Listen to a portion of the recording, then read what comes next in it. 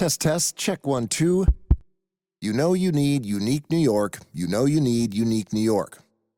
Does that sound all right? Ah, that's better. You can always tell something's missing when you get isolated results, like AI that's only right for one of your systems. Get AI that can work across your data and applications. Learn more at IBM.com. The AI built for business. IBM. ¿Hablas español? Sprichst du Deutsch? Kan du norsk? If you used Babbel, you would. Babbel's conversation-based techniques teaches you useful words and phrases to get you speaking quickly about the things you actually talk about in the real world, with lessons handcrafted by over 200 language experts and voiced by real native speakers. Babbel is like having a private tutor in your pocket. Start speaking with Babbel today. Get up to 55% off your Babbel subscription right now at babbel.com/Spotify, spelled BABBEL.com/Spotify. Rules and restrictions may apply.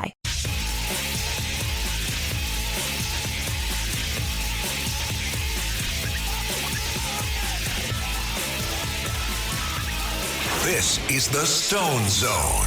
Now, get in the zone. It's the Stone Zone.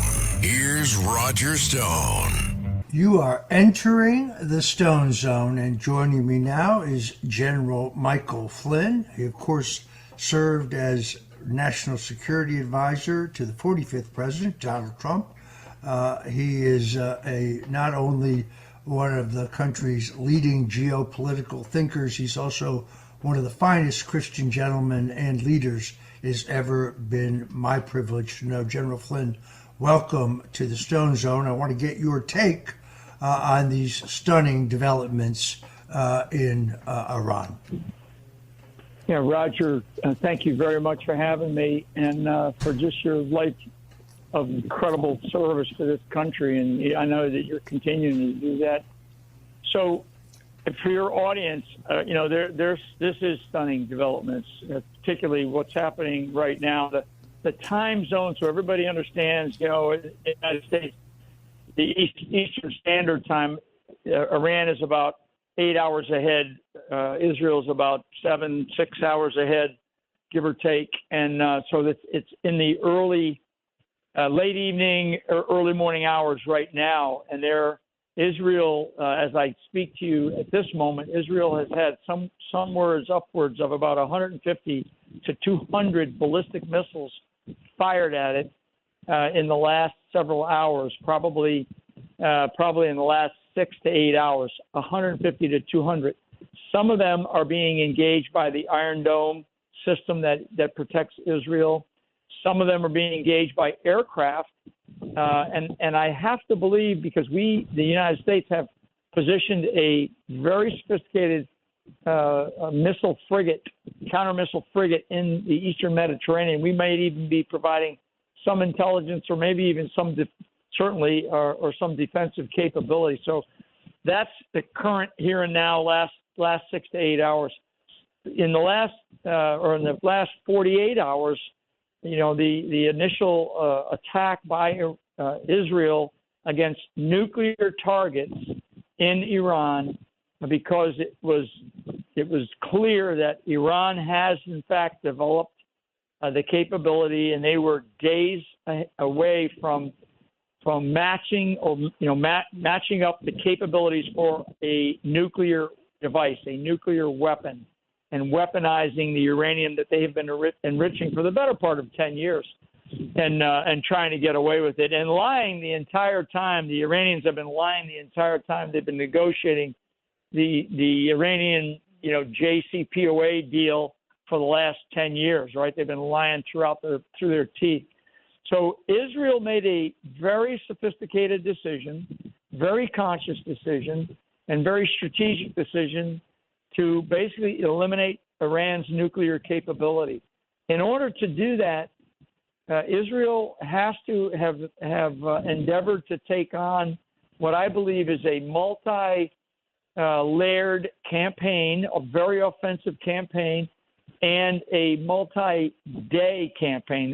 This campaign is probably going to last a couple of weeks because of the destruction that is going to be required, so the Iranian military can no longer, and political leadership can no longer have the command and control, the intelligence capability, the air defense capability, all of what we call battlefield operating systems that are necessary for a nation state to be able to have a functioning military, and clearly to completely destroy the Iranian capability to have any type of nuclear weapons. So that began almost 48 hours ago, and they have done at least 2 days of attacks against Iran. This counterattack that's occurring now was clearly something that the Netanyahu government did plan for. I 100% sit here talking to your audience today. I guarantee that they planned for this counterattack at probably a scale like this. Now, we've also I also understand that the Houthi rebels down in Yemen have also fired some missiles, but what is up in the air right now, so just to give people a picture, particularly those that are listening on radio, in the Middle East region, you have Yemen, Saudi Arabia, Jordan, Lebanon, Israel, you've got Iraq, Iran, the UAE, you've got all these different countries. If you can think about it as a map, Turkey, all of those nations right now have put up in the air massive amounts of their own aircraft to be able to provide protection and security along their borders, because they knew and they were warned that the Iranians were going to launch a massive missile strike. Those missiles, some of them are in fact having some success getting through the Iranian or the Israeli Iron Dome system, which is this protective system over Israel, much to what Donald Trump is trying to develop here in our country, called the Golden Dome, something akin to it. They have had some success breaking through that umbrella of air defense capability. So they've targeted essentially like the Israeli version of our Pentagon. So that's been struck. There are now reports of at least one, if not two, of the nuclear sites, the known nuclear sites of Israel have been hit. The level of devastation is much less than when you think about a ballistic missile coming in. You know, it rains terror for sure, but the level of devastation is not as bad as you would imagine. So the Israelis are very, very prepared for this. Their ability to hunker down in very hardened bunker systems, and I'm talking about the entire population, is a very sophisticated capability, and the level of surprise wasn't there. Bibi Netanyahu 2 nights ago put out a warning to all the citizens of Israel. There have been some people that were in fact evacuated from Israel, and so Israel has been preparing for this for a long time. Their strategic patience to wait until this moment is incredible, because they basically gave, along with President Trump, they gave Israel they gave Iran as much a chance as they could possibly have to have a deal, not to have any kind of nuclear weapon system, and not to have this level of attack. Right up until as Trump put out here recently, they gave him, Trump's warning was, look, we're going to work this for 60 days. And if you guys can't come to some sort of agreement in 60 days, then what will come is something that could easily get out of control. And that's my concern right now as I sit here talking to you, Roger, with your audience. I am concerned because war is something that once it takes on a life of its own, it really can get out of control. So this ballistic missile attack by the Iranians, I feel and I believe that the Iranians do not have the capacity to continue this level of attack for too many days. My thinking is that they probably have a couple of days where, they can fire, some number of missiles, but they're going to run out at a certain point in time. And what the Israelis are continuing to do is they're continuing to pound, the living out of multiple targets in Iran, and they started with the most difficult, the most hardened first, which was smart. They went after the surface to air. They went after the headquarters. They went after the intelligence. They went after the command and control. They went after the nuclear sites. Now, Israel's plan will likely go after more tactical sites like these ballistic missile firing locations, more barracks locations where some of the Iranian Guards, Quds Force Army elements will be stationed. So Israel started with very strategic, high-end targets, and they are now going to tick down the list, and they're going to go after less and less strategic targets and more tactical targets to completely destroy Iran's military-industrial complex capability. The response or the reaction that Iran is demonstrating right now is something that was no surprise, was something that Israelis have planned for. Some of this stuff is going to get through because you just can't stop it all. There's just so much terror raining down. I did get reports of some casualties in Israel. The numbers aren't extreme. One Israeli killed is too many, but whereas on the other side, on the Iranian side, the numbers are actually minimal. I mean, they're very minimal because of the precision that the Israelis are using. So one of the things that is very clear, and I've seen some video, the Israelis have, I call it exquisite intelligence, bulletproof intelligence assets on the ground in military resources and other intelligence, human intelligence collection capabilities that are providing precision targeting to basically take out the leadership, right? I mean, they are killing the general staff, like the chiefs of staff, the commander, whereas like their chairman of the Joint Chiefs of Staff, as an example, they're on their second one already, and more than likely that individual is going to have to go into hiding and not be as effective. Khamenei, the current leader of Iran, the Ayatollah, right? I mean, this guy has got to be at the top of the list because he is part of the problem. He is a wartime leader and he is a tyrant. Sadly, the people of Iran do not, they are feeling the heat of this, where the people of Israel are 100% behind the state of Israel. The people of Iran are not behind their regime. And in fact, I'll finish this part on this. What I learned today was that the Iranian regime is targeting their own citizens, arresting them, shooting them. If they catch any of them taking any kind of video or doing, even on phones, they are conducting, this is Iran now, they are conducting cyber attacks against their own citizens to keep their citizens from being able to communicate on a global scale because, the internet these days, the way that we can communicate, the way we can get communications out. So the Iranian regime is actually targeting its own citizens. And yet, even with that, brave Iranian people are getting the word out. And it's become more and more difficult because the Iranian regime is targeting their own damn citizens. That shows you the level of tyranny that these people are under. So my prayer is that somebody in the Iranian population is ready to rise out of the ashes, so to speak.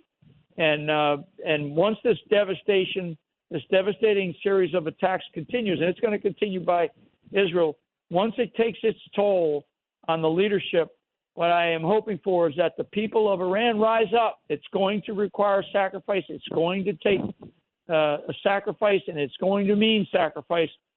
Freedom is not free. It is not fair. It is not, it's something that must be sacrificed for. So that's my hope. That's my prayer in the coming days and weeks here. and I want the people of Iran to know that the Israelis are not going to give up. The United States of America is not. We are not directly involved right now, but we will be the biggest champions for a free Iran, if in fact that's what the people of Iran want to do.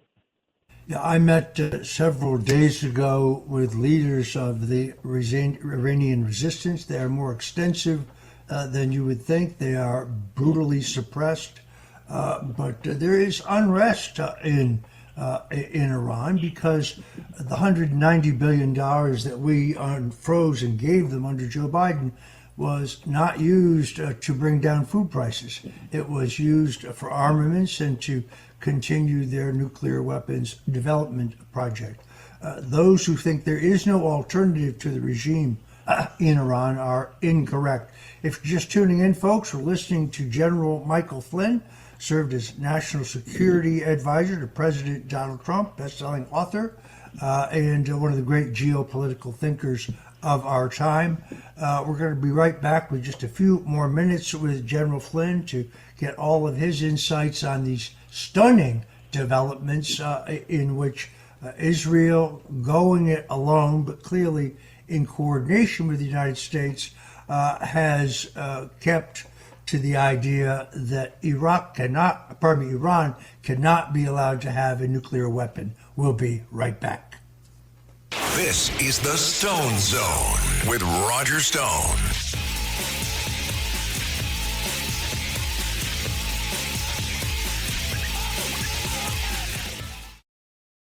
This episode is brought to you by LifeLock. Between two-factor authentication, strong passwords, and a VPN, you try to be in control of how your info is protected. But many other places also have it, and they might not be as careful. That's why LifeLock monitors hundreds of millions of data points a second for threats. If your identity is stolen, they'll fix it, guaranteed, or your money back. Save up to 40% your first year. Visit LifeLock.com/podcast for 40% off. Terms apply.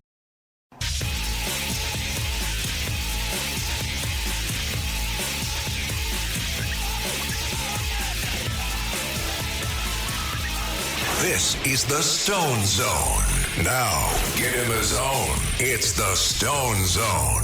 Here's Roger Stone. And we're back in the Stone Zone. I'm talking to General Michael Flynn, who served his country for 33 years in the American military and served, of course, as National Security Advisor to President Donald Trump, a best-selling author and the most loyal friend that a man can have. General Flynn, we're talking about the situation where Israel has decided to launch an attack on Iran. Do you foresee this becoming more than a regional conflict? In other words, do you think other countries will be drawn into this? Well, first of all, other countries are already drawn in because we have air forces from all of the regional nations, from Turkey all the way down to Saudi Arabia, and all the Southwest Asian countries are right now they have their militaries on high alert. The wider scope of this war is going to be irregular, and I think that what we could experience here in America, because Europe's got its own problems everywhere. They've got their own issues with Hamas and Hezbollah and these surrogate Iranian groups. But here in the United States of America, we've had Hezbollah and Hamas operating for the better part of 2 decades. And they're very strong. And we see that on the various street protests that we've seen, recently as, out in L.A., but over this past year with all these Palestinian protests, right? These are surrogates of the Iranian regime. That's who is behind them. Along with elements that we now know that were financed by organizations like USAID. So we could see some irregular type of operations here in the United States of America, things from derailing of trains, bombings, suicide bombings. I mean, there's a lot of things, a lot of irregular attacks that could occur that are just disruptive, and they terrorize the population. Iran is going to have to make a decision. The Iranian regime is going to have to make a very difficult decision, for the Ayatollah. And I hope the Ayatollah listens to the Stone Zone, because if the Ayatollah is listening to the Stone Zone, his days are numbered.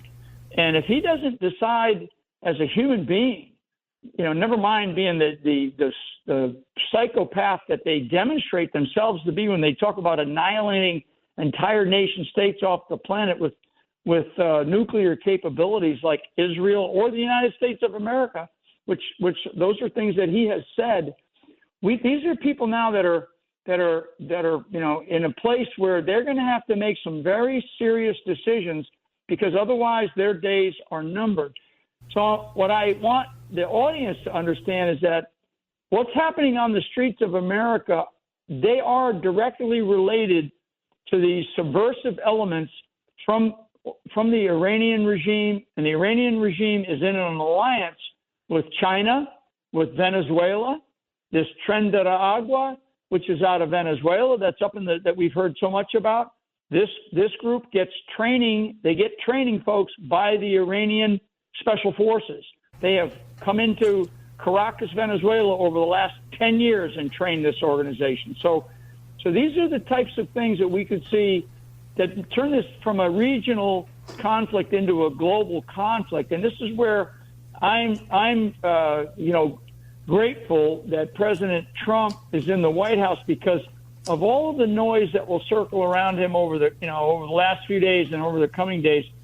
He will have a learned, experienced, steady hand on the tiller here, so to speak, and I think we are all blessed to have him in that role. Imagine if we were in a different place today in this country. Oh my God, I don't want to imagine it. It's the unthinkable. So we're lucky to have a strong leader in the White House who's making very smart decisions right now. All right, I want to thank our guest, General Michael Flynn. His new book, by the way, Pardon of Innocence, can be pre-ordered right now on Amazon. General Flynn, thanks for joining us in the Stone Zone.